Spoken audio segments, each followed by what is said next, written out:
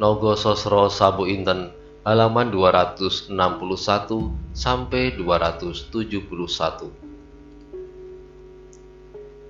Ia menyaksikan kegagalan Maisojenar dengan penuh keheranan. Heran atas sikap seekor harimau yang dengan tangkas dapat membebaskan dirinya dari pukulan maut Maisojenar. Bahkan harimau itu telah siap pula untuk menerkamnya. Karena itu, Gajah Suro tidak mau kehilangan waktu. Cepat seperti kilat ia meloncat sambil merentangkan tangannya yang sesaat kemudian telah menyilang dadanya. Dengan suatu gerakan melingkar lewat atas kepalanya, ia menghantam harimau itu dengan dahsyatnya. Bahkan Gajah Suro telah mempergunakan ilmunya lebur seketi. Melihat serangan yang tiba-tiba itu, harimau hitam biasa meloncat menghindari pukulan lebur seketi yang tidak pula kalah dahsyatnya. Juga kali ini Gajah Suro tak berhasil mengenainya. Tetapi sementara itu, Maisojenar telah dapat menguasai dirinya sepenuhnya. Sehingga demikian, ia melihat harimau itu berhasil menghindari pukulan Gajah Suro. Demikian Maisojenar mengulangi serangannya dengan ilmunya Sosro Birowo. Kali ini harimau hitam yang sedang mengelak itu tidak sempat berbuat apa-apa. Tangan Maisojenar berhasil mengenai tengkuknya. Harimau itu meloncat tinggi-tinggi dan mengaum hebat sekali. Gajah Suro yang menjadi marah pula tidak mau membiarkan harimau itu. Karenanya sebelum harimau itu jatuh di tanah, ia telah mengulangi pula serangannya dengan aji lebur seketi. Akibat dari dua pukulan maha dahsyat itu hebat sekali. Harimau hitam itu terpental beberapa langkah. Tetapi alangkah terkejut mereka berdua ketika Gajah Suro dan Maisojenar menyaksikan harimau itu jatuh berguling-guling dan kemudian menggeliat dan seperti melenting ia meloncat dan bangun berdiri. Ya, berdiri di atas dua kaki seperti manusia berdiri. Akhirnya, barulah Gajah Suro dan Maisojenar sempat menyaksikan bahwa yang berdiri di hadapannya sama sekali bukanlah seekor harimau hitam, tetapi benar-benar seorang manusia yang berkerudung kulit harimau berwarna hitam. Karena itu darah mereka bergolak hebat. Manusia itu yang berdiri di hadapannya pasti bukan manusia biasa, sebab ia telah dapat membebaskan dirinya dari akibat pukulan-pukulan lebur seketi dan sekaligus Sosro Birowo. Orang yang berkerudung harimau hitam itu berdiri dengan angkuhnya. Tubuhnya gagah besar melampaui ukuran yang biasa. Jambang dan janggutnya tidaklah begitu lebat, tetapi hampir memenuhi seluruh mukanya. Matanya tampak bercahaya di dalam gelap, benar-benar seperti mata seekor harimau. Dalam cahaya bintang yang samar-samar, Maisojenar dan Gajah Suro yang berpandangan tajam itu dapat menyaksikan bahwa wajah orang itu pastilah bengis dan kejam. Sebentar kemudian, terdengarlah ia menggeram perlahan-lahan, lalu terdengarlah suaranya dalam sekali. "Pukulan kalian luar biasa dahsyatnya. Terasa betapa sakit dan nyerinya. Karena itu, kau telah berbuat kesalahan dalam dua hal. Mengambil kedua pusaka itu dan menyakiti tubuhku. Akibatnya adalah dua hal pula. Kembalikan keris itu dan aku akan membalas pukulan kalian. Kalau kalian mati karena pukulanku, bukanlah salahku." Mendengar kata-kata itu, Gajah Suro dan Maisojenar menjadi gemetar karena marah. Biarpun orang itu tidak dapat dibunuhnya karena kesaktian andalan mereka yang terakhir, tetapi mereka bukanlah anak-anak kecil yang harus menerima saja hukuman dari orang tuanya. Karena itu Gajah Suro dan Maisojenar segera menyiagakan diri untuk bersama-sama menghadapi bahaya yang besar, dan untuk taruhan yang besar pula, yaitu kedua keris pusaka Demak dan nyawa mereka. Menurut pertimbangan Gajah Suro dan Maisojenar, tidaklah mereka bersalah apabila mereka terpaksa mempergunakan keris-keris yang sedang mereka pertahankan mati-matian itu. Karena itu, tangan Maisojenar dan Gajah Suro segera melekat pada ukiran keris yang mereka bawa masing-masing. Melihat gelagat itu, orang yang berkerudung kulit harimau itu berdesis, "Kalian akan mempergunakan Kiai Nogososro dan Sabu Inten itu untuk melawan aku. Bagus. Memang tak seorang pun di dunia ini yang akan dapat tetap hidup meskipun hanya tergores seujung rambut saja. Tetapi aku harus meyakinkan kalian bahwa kalian tidak akan dapat menyentuh tubuhku dengan kedua pusaka itu." Habis mengucapkan kata-kata itu, orang itu segera bersiap untuk menyerang Gajah Soro dan Maeso Jenar. Bagaimanapun beraninya Gajah Soro dan Maeso Jenar, hati mereka bergetar juga. Tergetar karena menghadapi bahaya yang mungkin akan dapat menggagalkan tugas mereka untuk menyelamatkan Kiai Nagasasra dan Sabu Inten. Sejenak kemudian, seperti angin menyambar, orang itu mulai dengan serangannya. Alangkah dahsyatnya, Gajah Soro dan Maeso Jenar segera memencarkan diri, dan tak ada pilihan lain kecuali mencabut kedua pusaka yang mereka bawa, yang kemudian sejenak diunggulkan di atas kepala masing-masing. Kiai Nagasasra berbentuk seekor naga bersisi emas yang memancarkan cahaya kuning menyilaukan. Sedang Kiai Sabu Inten yang berluk 11 tampak berkilat-kilat memancarkan cahaya yang kebiru-biruan. Gajah Soro dan Maeso Jenar meskipun tidak dapat menyamai kecepatan gerakan lawannya, tetapi mereka bukan pula anak-anak ingusan. Apalagi di tangan mereka sekarang bercahaya pusaka yang tiada taranya. Karena itu, orang yang berkerudung kulit harimau itu pun tidak berani merendahkan. Segera mereka bertiga terlibat dalam satu pertempuran yang luar biasa hebatnya. Tampaklah sebuah bayangan hitam menyelinap menyusup dan kemudian meloncati gumpalan-gumpalan cahaya kuning yang silau dan cahaya biru yang gemerlapan. Itulah cahaya dari kedua pusaka itu di tangan orang-orang yang hampir sempurna olah senjatanya. Tetapi ternyata apa yang dikatakan orang itu benar-benar terjadi. Maeso Jenar dan Gajah Soro yang sudah bekerja mati-matian sama sekali tak berhasil menyentuh kulit lawannya dengan senjata-senjatanya. Hanya untunglah bahwa karena kedua pusaka itu, lawan mereka belum juga berhasil dapat mengenai tubuh mereka. Kalau saja Gajah Soro atau Maeso Jenar sampai tersinggung oleh tangan hantu itu, pastilah kulit mereka akan robek. Akhirnya, ketika pertempuran itu sudah berlangsung beberapa saat, dan masih saja Gajah Soro dan Maeso Jenar memberikan perlawanan yang sengit, orang yang berkerudung kulit harimau itu tidak sabar lagi. Ia meloncat beberapa langkah ke belakang, dan dengan gerak yang menakutkan, ia menggetarkan tubuhnya sambil mengaum mengerikan. Sesaat kemudian, ia telah siap untuk mengadakan serangan-serangan terakhir yang mematikan.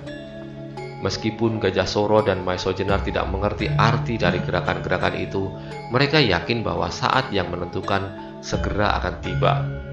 Gajah Soro dan Maeso Jenar pun segera mempersiapkan diri.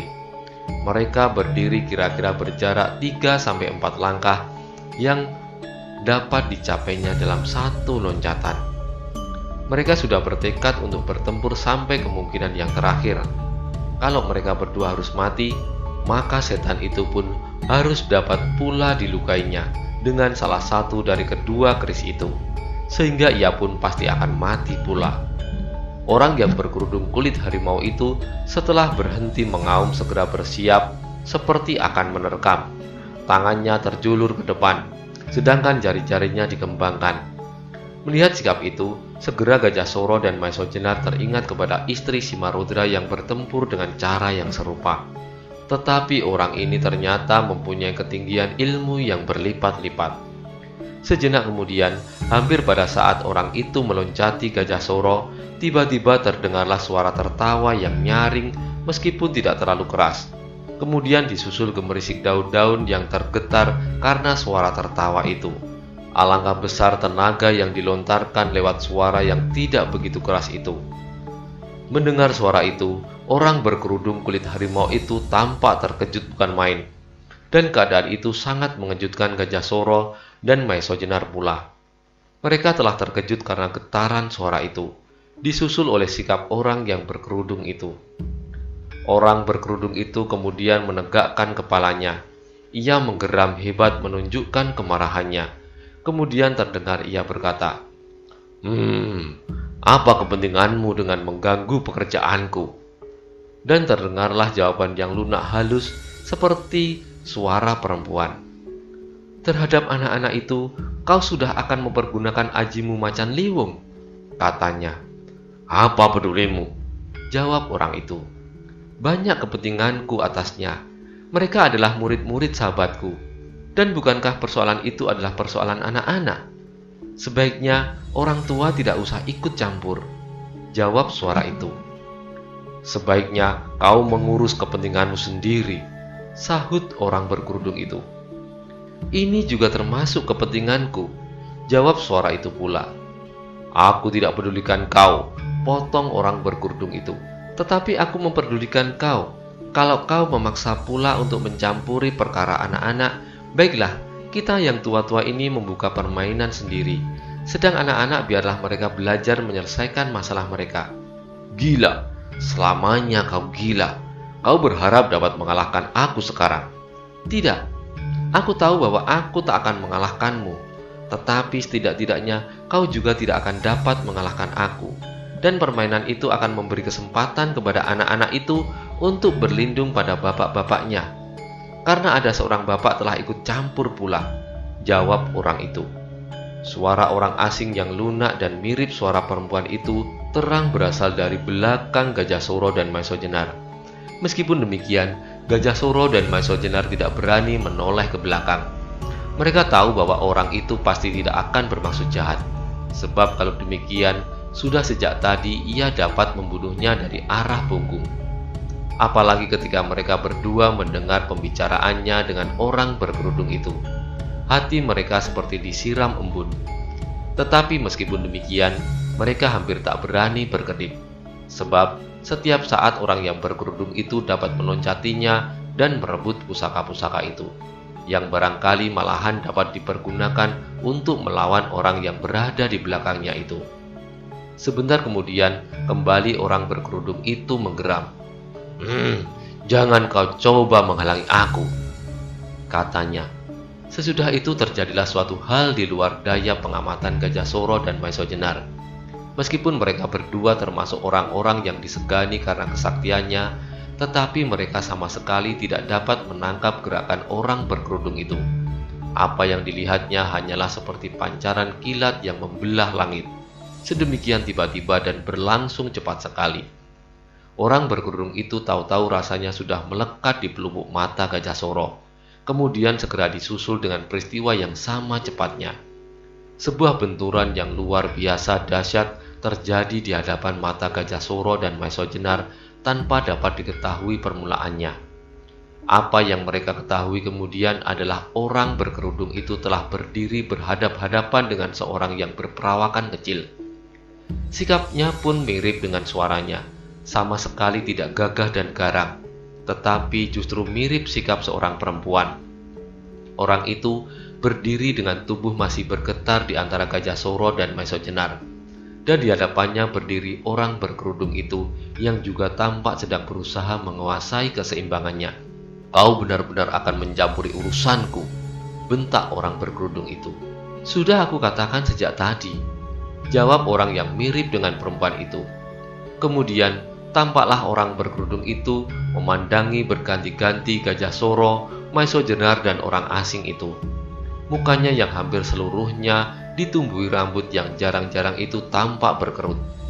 Lalu katanya dengan suara parau, "Baiklah, aku tidak akan dapat melawan kalian bertiga.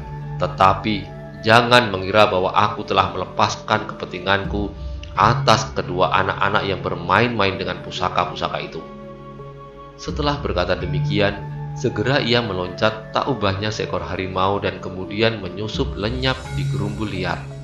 Setelah orang berkerudung itu tidak tampak lagi, berkatalah orang asing itu kepada Gajah Soro dan Maiso Jenar, "Guru kalian ternyata kurang hati-hati.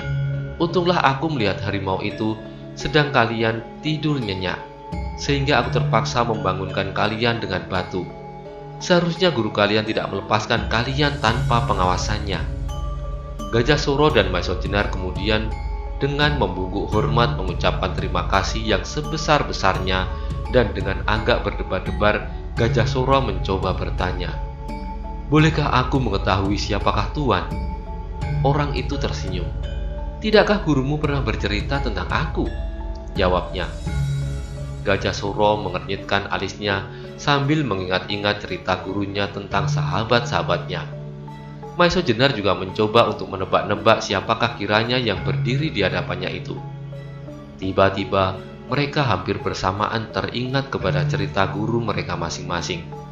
Pendekar sakti yang menurut istilah guru mereka sama sekali tampangnya tak berarti. Mungkin orang inilah yang dimaksud.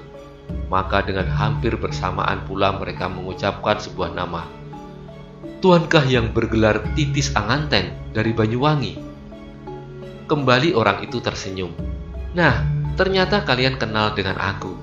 Guru-gurumu pasti pernah berkata tentang orang yang tampangnya tak berarti. Jawabnya lagi. Lalu terdengarlah ia tertawa nyaring. Aku dengar Kakang Pengging Sepuh telah wafat, katanya tiba-tiba kepada Maiso Jenar. Maiso Jenar tertegun. Rupanya dengan tepat orang itu mengetahui bahwa macan ireng itu berada di sini. Gajah Soro segera menjawab.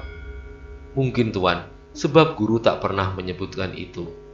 Mungkin, sahut orang yang ternyata adalah Titis Anganten. Sebab kedatangannya belum berapa lama. Ketika aku ketahui bahwa alas lodaya kosong, segera aku pergi ke Gunung Tidar.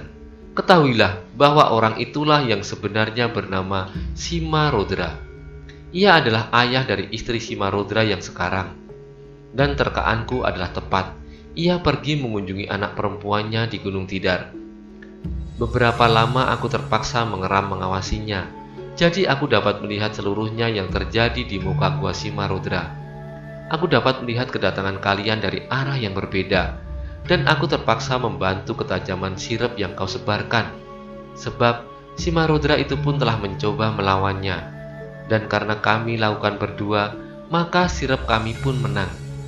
Untunglah bahwa Simarodra berdua itu berlari ke dalam pintu rahasia, sehingga ayahnya memerlukan waktu untuk keluar melalui lubang yang lain, sehingga ia baru dapat menyusul kalian sekarang ini.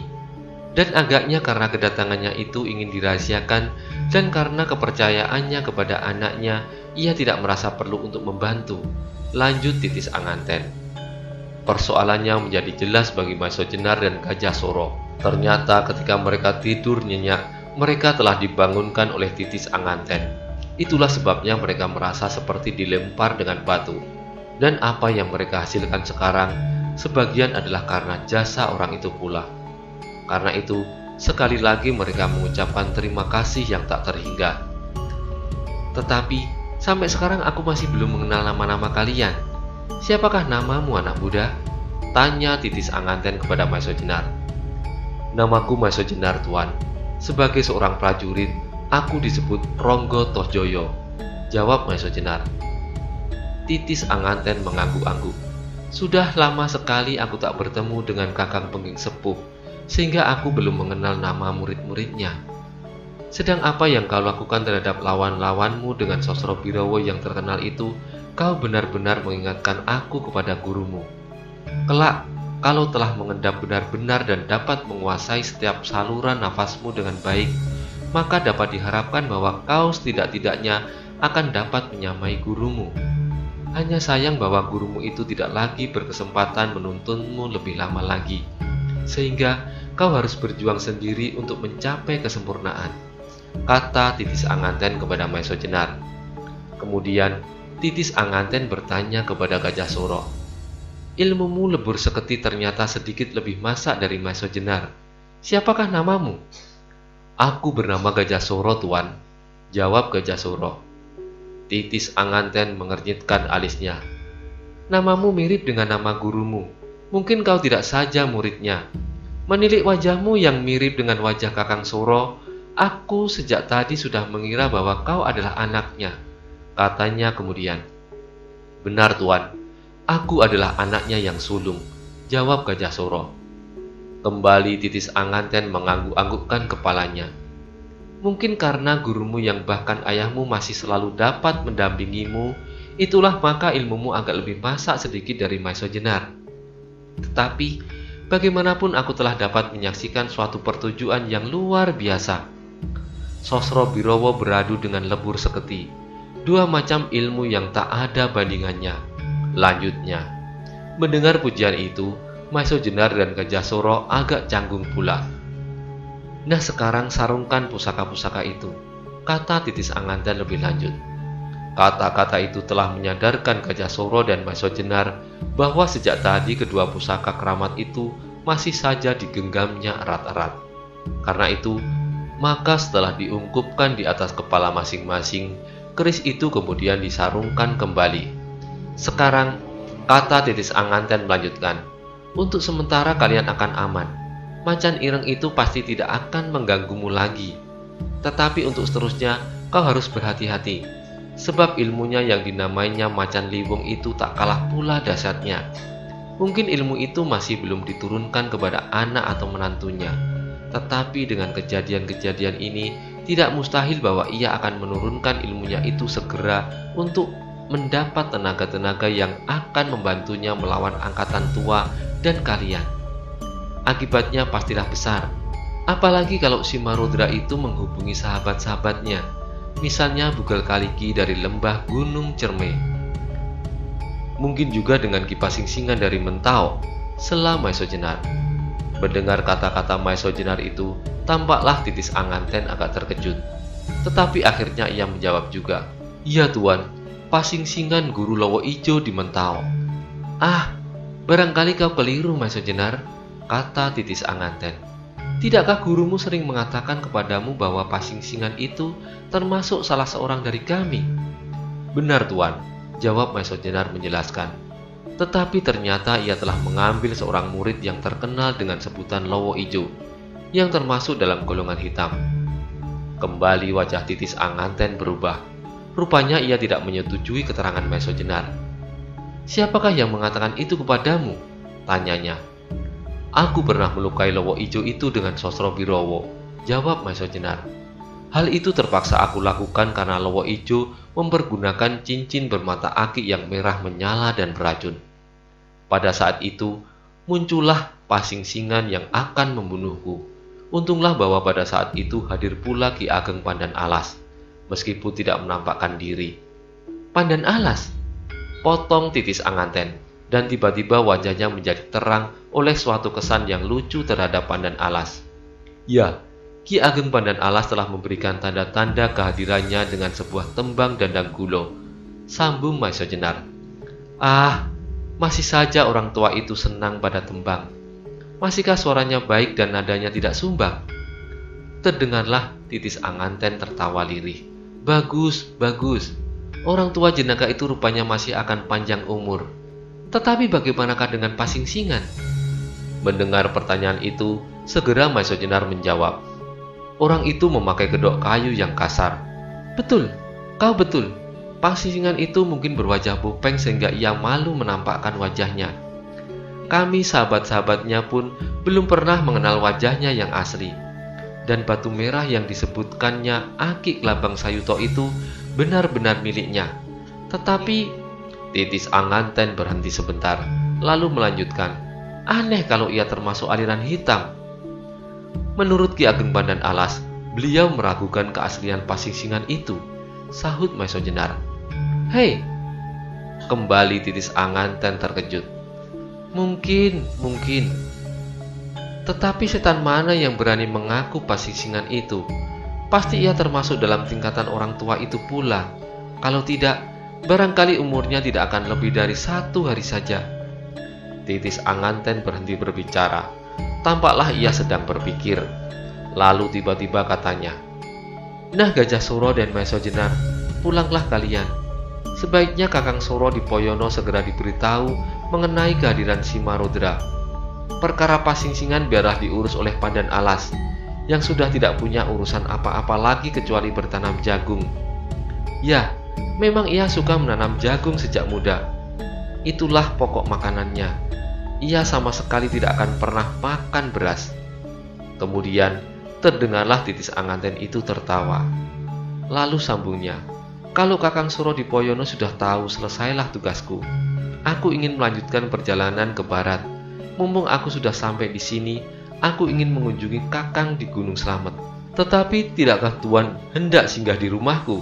sahut Gajah Suro. "Dan mungkin Tuan akan dapat bertemu dengan ayah. Barangkali pertemuan itu dapat menggembirakan ayah." Titis Anganten menggelengkan kepalanya. Pertemuan semacam itu selalu menjadi pembicaraan orang, apalagi di daerah yang sedang ribut ini. Katakanlah bahwa aku akan datang besok kalau aku akan pulang ke Banyuwangi. Ketahuilah bahwa di sini segala sesuatu tak dapat dirahasiakan kalau kita tidak melakukannya dengan sembunyi-sembunyi. Sekarang, aku sudah lelah setelah bersembunyi beberapa hari mengintip Simarudra. Nah, selamat berpisah. Salam buat ayahmu, Gajah Suro, katanya.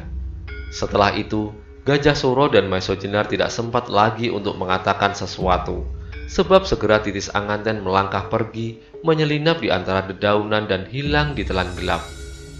Tinggallah kini Gajah Suro dan Maesho Jenar yang segera teringat kepada pekerjaannya. Karena itu, segera mereka pun melanjutkan perjalanan. Makin cepat mereka sampai ke Banyu Biru, makin amanlah keris yang dipertaruhkannya itu. Sampai di Sarapadan, segera mereka memotong jalan ke Bergota. Mereka berjalan dengan cepat tanpa berhenti, sebab bagaimanapun kemungkinan Simarudra akan menyusul mereka masih tetap ada, meskipun Titis Anganten telah mengatakan bahwa untuk sementara mereka dapat merasa aman. Demikianlah, mereka berjalan tanpa berhenti, sehingga pada hari berikutnya, ketika matahari sudah condong ke barat, mereka dengan selamat sampai ke Banyu Biru. Beberapa orang yang sedang bekerja di sawah segera berhenti memandang ke arah Gajah Suro dan Maesho Jenar. Bahkan, beberapa orang datang berlari-lari menyambut kepala daerah perdikan mereka. Segera jalan-jalan yang akan mereka lewati menjadi ramai. Mereka menyambut dengan tulus dan bangga atas kepala daerah mereka yang mereka taati. Tetapi tak seorang pun dari mereka yang mengetahui bahwa kepala daerah mereka itu baru saja menyelesaikan suatu pekerjaan yang hampir membawa nyawanya. Beberapa orang yang berdiri di tepi jalan itu bersorak-sorak ramai sekali. Tetapi ada pula yang berbisik, "Dari manakah Ki Ageng Gajah Suro itu? Dan siapakah kawan seperjalanannya itu?" Tampaklah kesibukan yang luar biasa. Hal ini disebabkan tak seorang pun dari penduduk Banyu Biru yang mengetahui bahwa Ki Ageng Gajah Suro pergi meninggalkan kota. Tiba-tiba mereka melihat Ki Ageng Gajah Suro telah kembali. Maesho Jenar menyaksikan sambutan rakyat yang meriah itu dengan hati yang berdebar-debar. Tampaklah betapa Ki Ageng Gajah Suro memiliki sifat kepemimpinan yang tinggi, sehingga rakyatnya sangat mencintainya. Di kiri kanan jalan, di balik pagar manusia yang menyambutnya, tampaklah halaman-halaman yang luas-luas dan bersih. Dan di atas halaman-halaman itu berdiri rumah-rumah yang besar dan bagus. Hal itu memberi pertanda bahwa Banyu Biru tergolong daerah yang berkecukupan. Apalagi ketika Maesho Jenar menyaksikan bahwa pada umumnya lumbung-lumbung mereka sama sekali tak berdinding. Malahan ada yang bentuknya hanya seperti payung yang berdaun lebar. Maka dapatlah diambil kesimpulan bahwa daerah itu merupakan daerah yang aman dan makmur. Banyu Biru terletak di lambung Bukit Telomoyo di kaki Gunung Merbabu sebelah utara. Di hadapannya terbentang dataran tinggi yang dibagi dalam dua jenis tanah. Di sebelah barat merupakan tanah persawahan yang subur, sedang di sebelah timur terdapat sebuah rawa yang besar. Kemudian di bagian utara dari rawa-rawa itu ditumbuhi pohon-pohon liar yang lebat, disambung dengan hutan-hutan belukar. Di dalam hutan-hutan belukar yang berawa-rawa itulah bersembunyi gerombolan uling yang terkenal dengan nama Sepasang Uling dari Rawa Pening. Daerahnya merupakan daerah yang sangat sulit dicapai. Meskipun demikian, sepasang uling itu telah membuat sendiri jalan rahasia menuju ke sarangnya. Bagi rakyat Banyu Biru, sawah serta Rawa Pening itu merupakan sumber penghasilan yang utama. Rawa Pening terkenal banyak sekali menyimpan ikan-ikan rawa yang besar-besar. Sehingga dengan demikian, penghidupan mereka agak dapat terjamin pula. Sedangkan gerombolan uling itu sama sekali tidak berani mengganggu mereka. Sebab di bawah pimpinan Ki Ageng Gajah Suro, rakyat Banyu Biru merupakan rakyat yang kuat lahir dan batinnya. Demikianlah, maka Ki Ageng Gajah Suro di sepanjang jalan melambai-lambaikan tangannya untuk menyambut sorak-sorai rakyatnya. Tiada lama berselang, terdengarlah derap beberapa ekor kuda yang datang dari arah depan. Dan muncullah dari kelokan jalan beberapa orang berkuda menyongsong kedatangan Ki Ageng Gajah Suro dan Maesho Jenar. Demikian kuda-kuda itu mendekati Ki Ageng Gajah Suro, meloncatlah seorang yang bertubuh agak pendek dan gemuk dari atas kudanya. Wajahnya Meskipun sudah ditandai dengan garis-garis umur, tetapi tampak kekanak-kanakan dan jenaka. Kecuali kuda yang dinaikinya, orang itu masih menuntun seekor kuda lagi yang berwarna putih. Sudah lengkap dengan pelananya. Ketika yang lain melihat orang itu meloncat turun, maka berloncatan pula lah mereka dari atas kuda-kuda itu. Maka berkatalah orang yang pendek gemuk itu dengan suara berderai, "Anak Mas Gajah Suro, hampir rawa pening aku suruh aduk untuk mencari anak Mas. Kalau sedang mandi di sana. Bahkan gunung Gajah Mungkur itu aku suruh balikkan. Mungkin anak Mas terselip di dalamnya. Sungguh pandai anak Mas membuat orang tua bingung. Kemanakah anak Mas selama beberapa hari ini?" Ki Ageng Gajah Suro tersenyum. "Tetapi tak sesuatu yang paman lakukan. Untunglah aku selamat," jawabnya. Alis orang tua yang sudah memutih itu bergerak-gerak. "Aku sudah memerintahkan, tetapi Nyi Ageng melarangnya. Katanya, aku disuruh menunggu sampai seminggu ini. Kalau tidak, Nyi Ageng sendiri akan memberi perintah untuk mencari anak Mas," katanya. Kembali Gajah Suro tersenyum. "Dan sekarang aku sudah kembali, paman." Kembali orang tua itu berkata, "Aku memang sudah mendapat kesimpulan bahwa anak Mas pergi untuk sesuatu tugas yang tak seorang pun boleh mengetahui, kecuali Nyi Ageng. Kalau tidak, pastilah Nyi Ageng Gajah Suro sudah ribut sejak semula." Lalu terdengarlah suara orang itu tertawa berderai. "Karena itu, aku tidak berusaha lagi untuk mencari anak Mas. Dan sekarang anak Mas sudah pulang dengan selamat bersama-sama seorang yang belum aku kenal," sambungnya. Lalu membungkuklah orang itu kepada Maesho Jenar. "Bolehkah aku memperkenalkan diri anak Mas? Namaku Wana Merta," tanya orang itu sambil memperkenalkan diri. Maesho Jenar membalas hormat orang tua itu. "Aku bernama Maesho Jenar, yang oleh kebaikan hati Ki Ageng Gajah Suro, aku mendapat penghormatan singgah di Banyu Biru." Orang itu mengangguk-anggukkan kepalanya. Lalu katanya kepada Ki Ageng Gajah Suro, "Anak Mas Gajah Suro, karena aku tidak tahu bahwa anak Mas datang berdua, maka aku hanya membawa seekor kuda untuk anak Mas. Maka baiklah kalau anak Mas Maesho Jenar ini mempergunakan kudaku saja untuk bersama-sama dengan anak Mas Gajah Suro." "Lalu paman?" tanya Gajah Suro. "Biarlah aku memakai salah satu dari kuda anak-anak itu," jawabnya. Maka dipersilahkannya Maesho Jenar mempergunakan kuda Wana Merta yang berwarna abu-abu agak kemerah-merahan. Sedang Gajah Suro mempergunakan kudanya sendiri yang berwarna putih. Bersambung ke halaman 272.